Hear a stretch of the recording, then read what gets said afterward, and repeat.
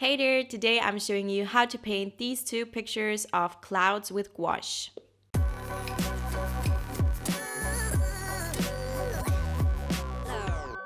As always, I lay down a border of washi tape at first just to make the pictures look a bit more cohesive in the end.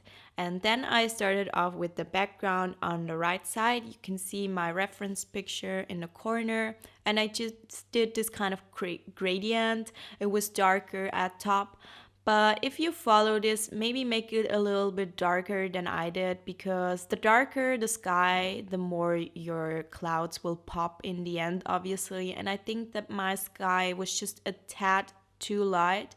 Maybe make it a little bit darker. Do as I say, not as I do. And then on the left side, I just started messily putting down the colors that I saw on the reference picture. This doesn't have to make any sense yet. It's just to get the basic shapes and colors down, and then I let this dry and moved on to the right side again, and I started painting the clouds. And I used a very diluted layer of white, so I mixed it with water and started with that, and then I slowly added in more color and less water, because obviously the more water you use, the less vibrant and less opaque the color will be. So since the clouds aren't as light at the bottom, I did a very diluted paint there, and then I did a thick layer without any water at the top, so that you can clearly see where the light hits the clouds. And then I even added in some shadows. As you can see here, I just used a darker blue tone. It's not really that dark, but it's just a little bit depth and just a little bit of shadows, just to make it pop even more. And you don't have to worry about blending it, because you can always go back with gouache and blend it. You can see here that I blended it later. I just used a brush that was slightly wet, not too wet, but a little bit, and went over it and blended it a little bit. And here you can see that I added the paint straight out of the tube. This will give you a little bit of texture, but it will make the paint will be as opaque as it gets. Obviously, when you don't add water, it will be way more opaque. And then on the left painting, I did basically the same thing, adding in more and more highlights. And I looked at the reference picture, but I didn't really care if I would completely copy the picture. I just used it as an inspiration, and I don't know, you can always make up clouds. It doesn't have to make any sense, because it's clouds and they can look any way. And then I added in darker colors on the bottom, as you can see, and added in more shadows here as well. And again, you don't have to worry yet about whether the light tones and the darker tones are blended already, because you can always go back and blend them. That's the beauty of gouache. It can be reactivated unless you use acrylic gouache. I think acrylic gouache dries as acrylics do and you can't reactivate them.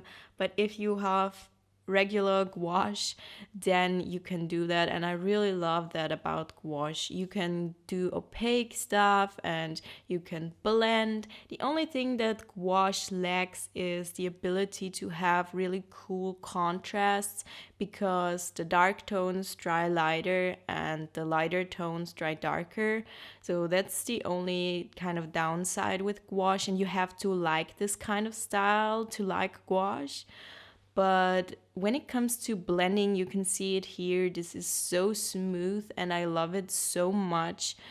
You can see that I had a really good time blending and it wasn't hard at all. And you can also, if you mess up, you can also go over it. And gouache is really forgiving when it comes to that. So the things that I did was just basically add shadows to the bottom and highlights to the top, and then blend everything together. And that's basically it. And just make sure that it's a bit messy and not too rigid, because I mean, clouds aren't really, they are messy. And if you don't really follow a specific, I don't know, if you don't really think about it too much, I guess, then it will look way more realistic. Or I don't know, it doesn't really look that realistic, but it will look cooler if you just throw some paint on there and just enjoy this and don't think about it too much. Just, I love painting clouds because I think it's so therapeutic and you don't really have to think about it. You just do it, and like I said, when you mess up, you just go over it again and you can blend it again and again. And you can see that I was doing that here.